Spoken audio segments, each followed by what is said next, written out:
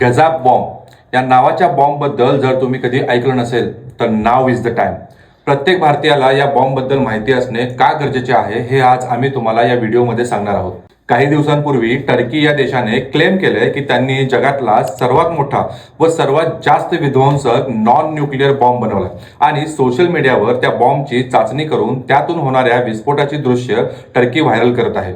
तब्बल 970 किलो वजनाचा असणारा हा बॉम्ब जेव्हा जमिनीवर पडतो तेव्हा त्याचा स्फोट आणि त्यातून होणारा विध्वंस हा किती भयानक आहे हे तुम्हाला या क्लिप्स मधून दिसत असेल. आणि म्हणूनच टर्कीने याला नाव दिले गजाब.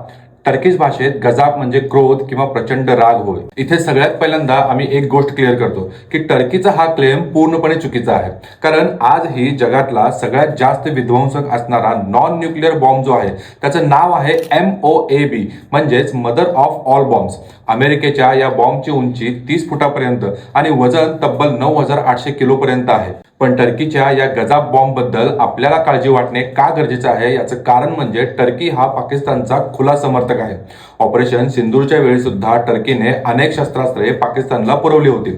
भविष्यातही हा गजाब बॉम्ब पाकिस्तानला मिळू शकतो याबद्दल काही शंकाच नाही. आणि हा बॉम्ब नॉन न्यूक्लिअर असल्यामुळे पाकिस्तान हा बॉम्ब भारताविरुद्ध विदाऊट एनी इंटरनॅशनल प्रेशर सहज वापरू शकतो. अशा परिस्थितीमध्ये भारताने सुद्धा आता टर्कीचा गजाब किंवा अमेरिकेच्या मदर ऑफ ऑल बॉम्ब्स प्रमाणे नॉन न्यूक्लिअर बॉम्ब्स मोठ्या प्रमाणात बनवायला पाहिजेत. कारण युद्धाच्या प्रसंगी अणुबॉम्ब वापरण्यावर अनेक प्रकारची बंधने असतात पण नॉन न्यूक्लिअर बॉम्ब वापरण्यावर कसलीही बंधने नाहीत.